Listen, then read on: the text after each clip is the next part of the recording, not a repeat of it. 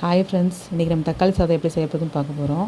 அதுக்கு ஒரு குக்கரில் தேவையான அளவு எண்ணெய் ஊற்றிட்டு அதில் பிரியாணி இலை, பட்டை, சோம்பு, அன்னாச்சிப்பூ, கிராம்பு அதெல்லாம் போட்டு வதக்கிக்கோங்க. வதக்குனதுக்கப்புறம் பெரிய வெங்காயம், ஒரு பெரிய வெங்காயம், 4-5 பச்சை மிளகாய், இஞ்சி பூண்டு பேஸ்ட்டு இதில் நல்லா வதக்கிக்கோங்க.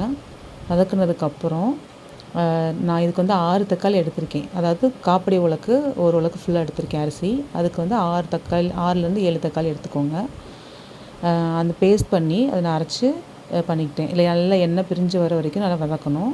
அதோட 1 ஸ்பூன் பிரியாணி மசாலா, ஒரு அரை ஸ்பூன் மிளகாத்தூள், தேவையான அளவு உப்பு அதெல்லாம் போட்டு இந்த மாதிரி எண்ணெய் பிரிஞ்ச வரைக்கும் வதக்கிட்டு அதுலேயே என்ன பண்ணணும், அரிசியை ஊற வச்சுருந்தா ஒரு அரை மணி நேரம் ஊற வச்சுருந்த அரிசி, அந்த அரிசி இதில் மிக்ஸ் பண்ணிவிட்டு தேவையான அளவு தண்ணி ஊற்றிட்டு குக்கரில் 2 விசில் விட்டு நீங்கள் எடுத்திங்கன்னா சுவையான தக்காளி சாதம் தயார்.